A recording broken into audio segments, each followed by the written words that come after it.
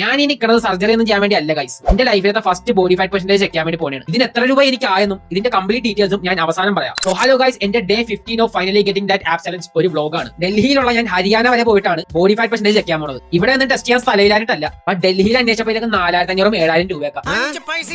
അങ്ങനെ തപ്പി ഹരിയാനയിൽ ഒരു സൗത്ത് ഇന്ത്യൻ ക്ലിനിക് ഉണ്ടെന്ന് കണ്ടുപിടിച്ച് പൈസ കുറവ് ഒരു ഷെയ്ഡി കാര്യമായതുകൊണ്ട് റെഡിറ്റിൽ ഞാൻ റിവ്യൂ നോക്കി. ബട്ട് പോസിറ്റീവ് ഫീഡ്ബാക്ക് ഉള്ളി. സോ ഹരിയാന എങ്കിൽ ഹരിയാന, സ്ഥലം ഫിക്സ്ഡ്. അങ്ങനെ രാവിലെ എഴുന്നേറ്റ് 5 മുട്ട കഴിച്ച് ഊബർ വിളിച്ച് ഗൈസ്. ആൻഡ് ഇങ്ങനത്തെ ട്രാവലിംഗ് ഒക്കെ വരുമ്പോഴത്തേക്കും ഞാൻ ചെയ്യാറുള്ളത് പോഡ്കാസ്റ്റ് കേൾക്കലാണ്. ആൻഡ് ഇന്ന് കേട്ടത് ഡേവിഡ് ഗോഗിൻസിന്റെ ഒരു എപ്പിസോഡാണ്. നിങ്ങൾ ഒരു മടിയനോ അദ്ദേഹം കഴിവില്ലാത്ത ഒരാളാണെങ്കിൽ ഈ ഒരു എപ്പിസോഡ് കണ്ടു കഴിഞ്ഞാൽ നിങ്ങളുടെ ലൈഫ് ചേഞ്ച് ആവുമെന്ന് എനിക്ക് നല്ല ഉറപ്പാണ്. വീഡിയോയിൽ ആഡ് ചെയ്യാനായിട്ട് ഒരു ഫോട്ടോ ഞാൻ നോക്കിയപ്പോഴത്തേക്കും അയാളുടെ date of birth February 17. Guess who else was born on that day? This fucker. Funny enough, എന്നെ അടുത്ത് അറിയാവുന്നവരെയൊക്കെ ലൈഫിലത്തെ ഡേവിഡ് ഗോഗിൻസ് ഞാനാണ്. ഈ അല്ലാന്ന് നിങ്ങൾക്ക് തോന്നലുണ്ടെങ്കിൽ നിങ്ങൾക്ക് എന്നെ അടുത്ത് അറിയില്ല. സോ പോഡ്കാസ്റ്റ് പകുതി ആയപ്പോഴത്തേക്കും ഞാൻ സ്ഥലത്തെത്തി. ആൻഡ് എത്തിക്കഴിഞ്ഞപ്പോൾ എനിക്ക് മനസ്സിലായി റെഡിറ്റിലത്തെ റിവ്യൂ ഒക്കെ ജസ്റ്റിഫൈഡ് ആണെന്ന്. ഉമ്മാരെ സത്യം പൈസ വന്നിട്ടൊന്നും അല്ല ഈ പറയുന്നത്. ക്ലിനിക്കിന്റെ പേരാണ് ആർക്കി സ്കാൻസ്. നമ്മുടെ നാട്ടിലും ഉണ്ട് ഇവരുടെ ബ്രാഞ്ച്. ആൻഡ് ഞാൻ ഈ ചെയ്ത സ്കാന്റെ പേരാണ് ഡെക്സാ സ്കാൻ. ഇത് യൂഷ്വലി ചെയ്യുന്നത് ബോണിന്റെ ഡെൻസിറ്റി നോക്കാൻ വേണ്ടിയാണ്. ബട്ട് ബോഡി ഫാറ്റ് പെർസെന്റേജ് ചെക്കാനും ഗോൾഡ് സ്റ്റാൻഡേർഡ് തന്നെയാണ്. ആൻഡ് എനിക്ക് ഇതിന് വേണ്ടി കോസ്റ്റ് ചെയ്യുന്നത് 2500 രൂപയാണ്, which is worth it in my opinion. DEXA സ്കാന്റെ റിസൾട്ടും ഇതിനേക്കാൾ ഒരു ചീപ്പർ മെത്തേഡും ഞാൻ എന്റെ ബർത്ത്ഡേക്ക് ഷെയർ ചെയ്യാം. സോ ഫോളോ അല്ലോ. അപ്പൊ ഓക്കെ, ബൈ.